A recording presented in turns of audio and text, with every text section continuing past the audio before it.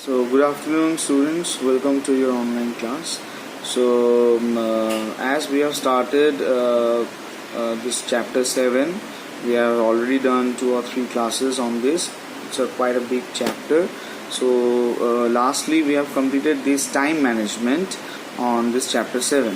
So we are today going to continue with this chapter and we will start with this space management. So what is space management? So space is utilized by people to carry out various activities at home, outside the home and at workplace. So space is basically utilized. Suppose you are reading somewhere or you are doing your activities in home. So the surrounded area which you utilize for doing your activities is what your own space is all about. So you must have observed that a well-designed room gives a sense of spaciousness. Okay, so while a room with similar dimensions, if not managed well, results in the room looking apparently cramped or cluttered. So space management involves planning of space, organizing it as per the plan. So now this means that suppose you have got this space for your work, so that doesn't mean that it is everything. So working in that place or utilizing that space according to your activity is all about this thing. So now implementing the plan in terms of its utilization and evaluating it in terms of achieving functionally and aesthetic appeal. So well managed space not only offers comfort while working but also appears attractive. So it's not about that the space will give you the comfort only. So it gives you certain spaces, or it gives you a feeling of the spaciousness which you which appears to be very attractive to you. Okay, so now space and the home. So sitting, sleeping, studying, cooking, bathing, washing, entertainment, etc. are the major activities that are to be carried out in the home. So to conduct each of these activities and the actions, they may be that may follow them. Usually specific areas are identified in the home. So wherever there is space available, specified rooms are built to carry out such activities. So most urban middle socioeconomic status, that is SES, homes are likely to have sitting rooms area, bedrooms, rooms, kitchen, storeroom, bathrooms, toilet, veranda, courtyard. That's optional.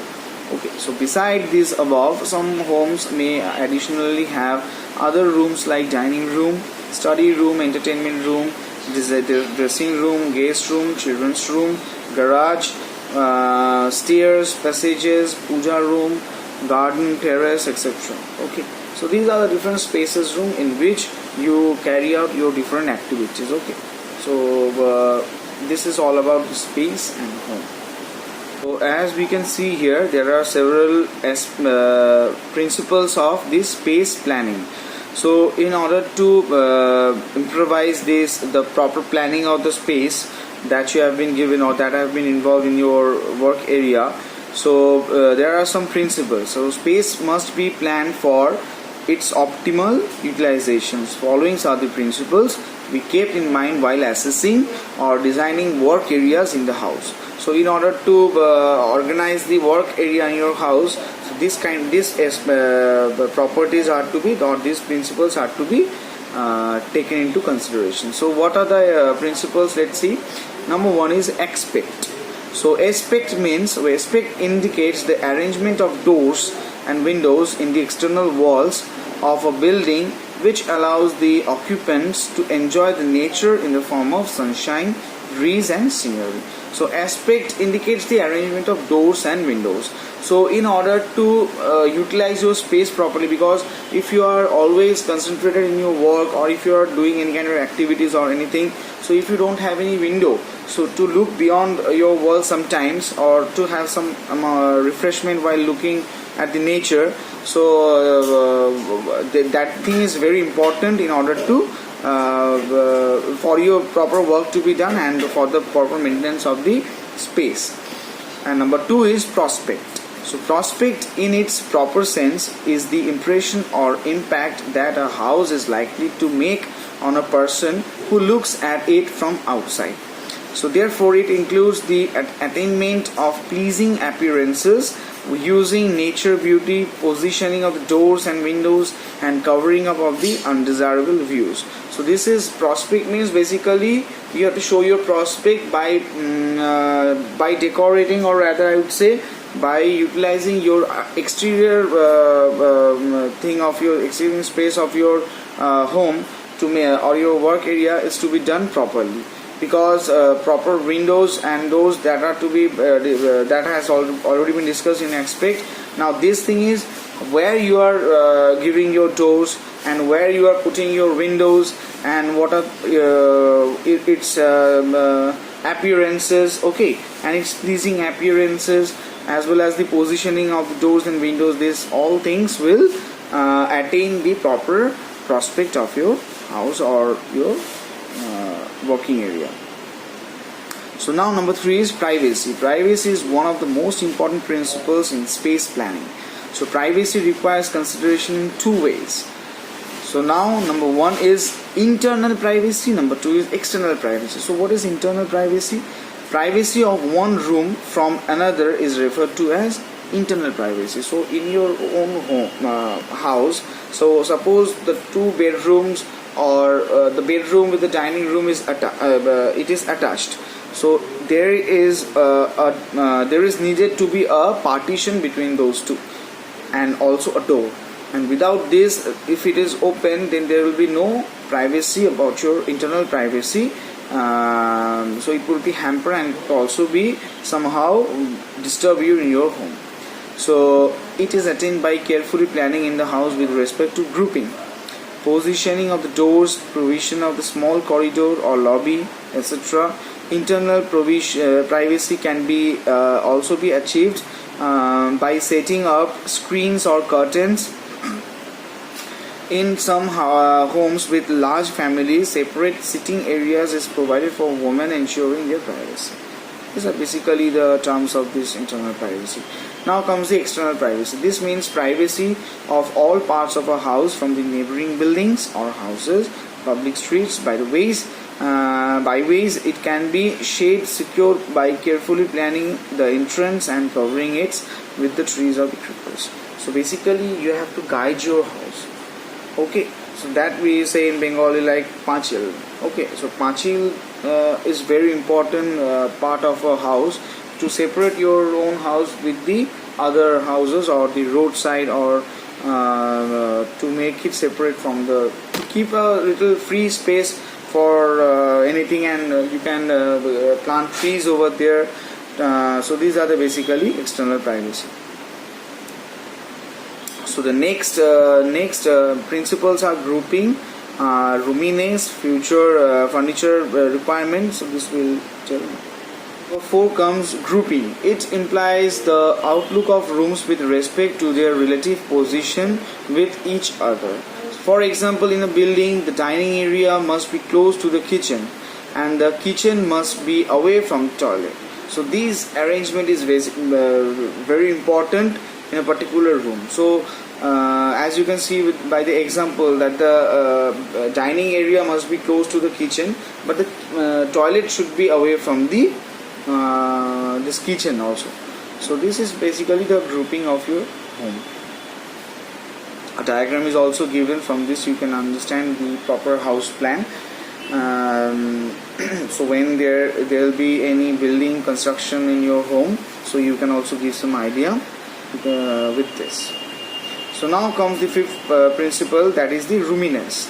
So it is the spacious effect a room gives to those who live in it.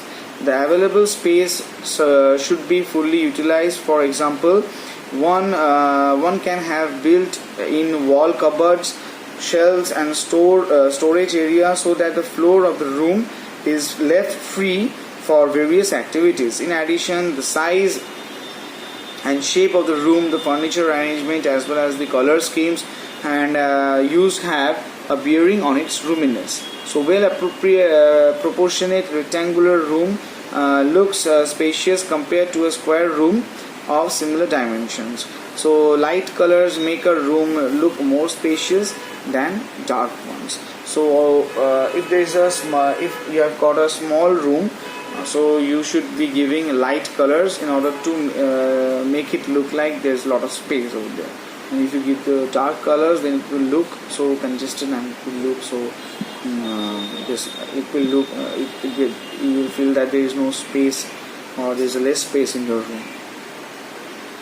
So now comes furniture requirements. So the rooms must be planned with due thought to the furniture to be placed there. Every room in a building should serve its purpose well. Excuse me. So care must be taken to place only